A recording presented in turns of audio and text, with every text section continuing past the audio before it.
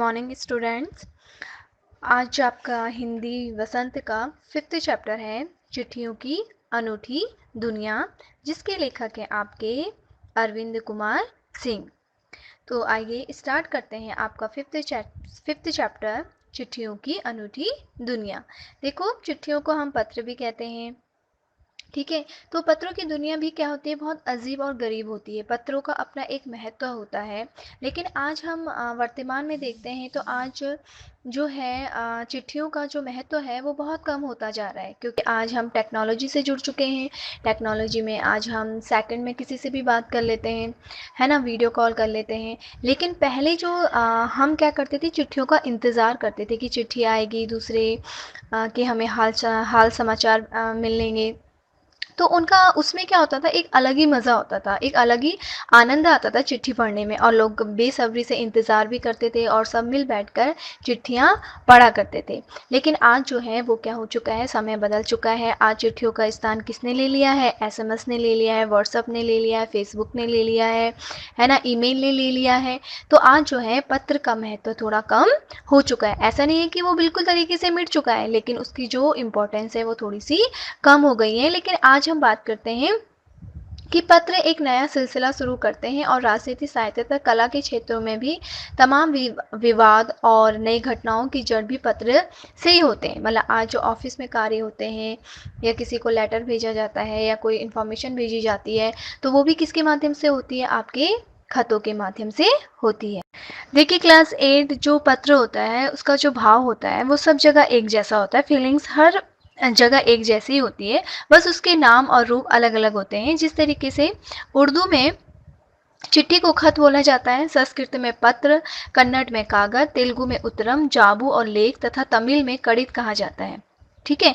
उसी जो पत्र होते हैं ये यादों को सहेज कर रखते हैं। मतलब ये जो पत्र होते हैं इन्हें हम क्या करते हैं, बहुत संभाल के रखते हैं, और जब हमारा मन होता है, जब हमें किसी की याद आती है, तो हम उस पत्र को खोलकर पढ़ लेते हैं। लेकिन आज के समय में क्या होता है कि अगर जो है हम किसी को बहुत कम पत्र लिखते हैं। आज वही पत्र का स्थान किसने ले लिया है, व्हाट्सएप ने ले लिया है, फेसबुक ने ले लिया है। तो हम क्या करते हैं कि हमारी जब फ़ोन की मेमोरी फुल हो जाती है तो हम उसको डिलीट कर लेते हैं, तो हम उसको अपने पास स्टोर करके नहीं रख सकते। लेकिन पत्रों के साथ ऐसी कोई सिचुएशन नहीं थी। पत्र को हम क्या करते थे, एक फाइल के अंदर सहेज कर रखते थे, और जब हमारा मन होता था या उस व्यक्ति की याद आती थी तो हम उस पत्र को पढ़ लिया करते थे। खैर, लेकिन आज भी जो है वो पत्र लेखन कला का अपना ही एक विशेष स्थान है, वो आज भी हमारे बीच में बचा हुआ है। लेखक हमें ये कहते हैं कि आज चाहे हम टेक्नोलॉजी को कितना भी फॉलो अप कर रहे हैं, फिर भी भारत में ही रोज 4.5 करोड़ चिट्ठियां डाक खाने में डाली जाती हैं। कितनी डाली जाती हैं? 4.5 करोड़ चिट्ठियां हर रोज डाक खाने में डाली जाती हैं। ये इस बात का सबूत है कि आज भी पत्र की क्या है, अपनी एक अहमियत बनी है। सन 1953 में पंडित जवाहरलाल नेहरू जी ने कहा था कि हजारों साल तक संचार का साधन केवल हरकारे या फिर तेज घोड़े रहे हैं। मतलब हरकारे होते हैं जैसे कि घोड़े के द्वारा भेजना, पिजन के द्वारा चिट्ठियों को भेजना, पहले ऐसे भेजे जाते थे, है ना। यही क्या थे, संचार का क्या था, माध्यम था। पत्र भी क्या है, संचार का माध्यम है, जो कि हमारे मैसेज को क्या करता है, एक व्यक्ति से दूसरे व्यक्ति तक पहुंचाता है। टेलीफोन भी ये क्या है, हमारे साथ संचार के माध्यम है। टेलीफोन है, कंप्यूटर है, ईमेल है, फैक्स है, ठीक है। ये क्या है, हमारे सारे संचार के माध्यम है। लेकिन उसके बाद पहिए आए, पहियों से क्या हो गया, संचार का माध्यम और तेज हो गया। पर रेलवे और तार से भारी बदलाव आया। मतलब फिर क्या हुआ कि रेलवे लाइन आई, ट्रेन आई, उससे पत्र भेजे जाने लगे। तो उसमें क्या हुआ, 1 या 2 दिन में आपके पत्र भेजे जाते थे। उसके बाद तारें आई, आज जो है सैटेलाइट के द्वारा सब कुछ काम हो रहा है। उसके बाद से तार ने रेलों से भी तेज गति से संवाद पहुंचाने का सिलसिला शुरू किया। अब टेलीफोन, वायरलेस और आगे रेडार, दुनिया बदल रहा है। आज देखिए आपके सामने जो एक नया रूप दिखता है ना। पत्र को पहुंचने में बहुत समय लगता था, बहुत दिन लग जाते थे, हफ्ते 2 हफ्ते लग जाते थे। लेकिन आज जो है हम सेकंड में ही क्या करते हैं, दूर बैठे इंसान से भी बात कर लेते हैं। लेकिन पत्र का क्या है, अपना एक मज़ा है। और जो विभाग है, जो सरकारी डिपार्टमेंट होते हैं, आज भी पत्रों के माध्यम से ही कार्य किया जाता है। क्योंकि हम किसी को पार्सल्स भेजते हैं, किसी को पत्र भेजते हैं, कोई भी सरकारी कार्रवाई होती है वो किसके माध्यम से होती है, पत्रों के माध्यम से होती है। तो पत्र का क्या है, अपना एक विशेष स्थान। पिछली शताब्दी में पत्र लेखन ने एक कला का रूप लिया था। उसकी व्यवस्था के सुधार के साथ पत्रों को सही दिशा देने के लिए विशेष प्रयास किए गए और इस प्रयास में डाकखाने का विशेष योगदान रहा। डाकखाने से क्या हो गया, ये सुविधा थोड़ा सा इजी हो गई और एक स्थान से दूसरे स्थान पर मैसेज को पहुंचाने का तरीका जो हो गया वो थोड़ा सा सरल हो गया। अब जो है कि पत्र संस्कृति को विकसित करने के लिए, क्योंकि पहले तो सबको पत्र के बारे में पता था, लेकिन आज की जनरेशन के बारे में बात करें तो आज की जनरेशन को इस चीज़ के बारे में कम पता है। क्योंकि आज जो है पत्र का स्थान किसने ले लिया, एसएमएस ने ले लिया है। तो स्कूल पाठ्यक्रमों में पत्र लेखन का विषय भी शामिल किया गया है ताकि बच्चे पत्र लेखन कला को जान सके, उसको समझ सके। भारत ही नहीं, दुनिया के कई देशों में ये प्रयास चले और विश्व डाक संघ ने अपनी ओर से भी काफ़ी प्रयास किया।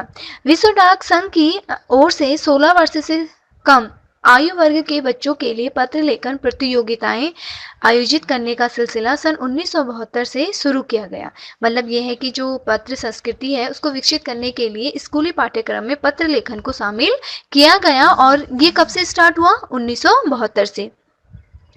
यह सही है कि खास तौर पर बड़े शहरों और महानगरों में संचार साधनों के तेज विकास तथा अन्य कारणों से जो पत्रों की आवाजाही होती है वो बहुत प्रभावित हुई थी।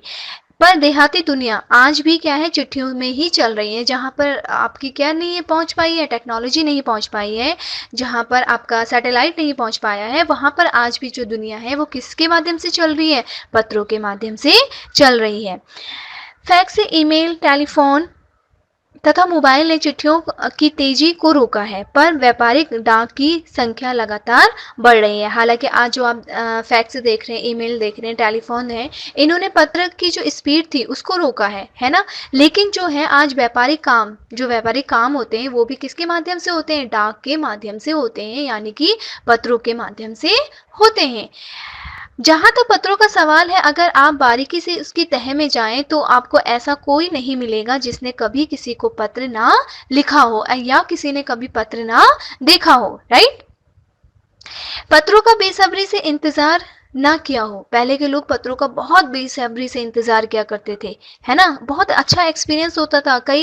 पहले के टाइम पे कई लोग शिक्षित नहीं थे, उन्हें पढ़ना नहीं आता था, तो वो डाक बाबू से ही कहते थे कि हमारा पत्र पढ़ कर सुना दीजिए। तो वो पत्र पढ़ने में और सुनने में बड़ा मज़ा आता था और सबको अपना पत्र का बड़ा इंतज़ार रहता था। हमारे सैनिक तो पत्रों का जिस उत्सुकता से इंतज़ार करते हैं उसकी कोई मिसाल ही नहीं है। जो आप बॉर्डर पर हमारे सैनिक भाई रहते हैं, उनको क्या होता है, अपने पत्रों का बेसब्री से इंतज़ार होता था कि मेरे घर से मेरी पत्नी का, मेरे भाई का, मेरी माँ का, मेरे पिताजी का, है ना, क्या आएगा, पत्र आएगा। और वो सब एक दूसरे को अपना पत्र बांटते थे और एक दूसरे के पत्रों को वो पढ़ा करते थे और डांस करते थे और एक दूसरे की बातों को सुना करते थे, उन पर हंसते थे। तो उसमें क्या था, एक आनंद था, एक मज़ा था, जिससे क्या होता था कि मैं भी दूसरे के परिवार से जुड़ती थी, दूसरा बंदा भी मेरे परिवार से जुड़ता था। तो उसमें क्या होता था, एक बड़ा ही आनंद आता था।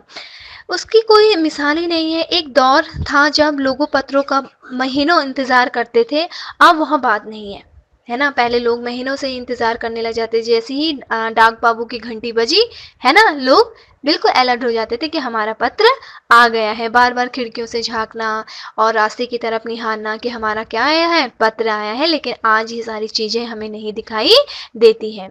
परिवहन साधनों के विकास ने दूरी बहुत घटा दी है। पहले लोगों के लिए संचार का इकलौता साधन क्या थी, चिट्ठी थी। आज और भी साधन विकसित हो चुके हैं और इसीलिए थोड़ा सा चिट्ठी का महत्व क्या हो चुका है, कम हो गया है।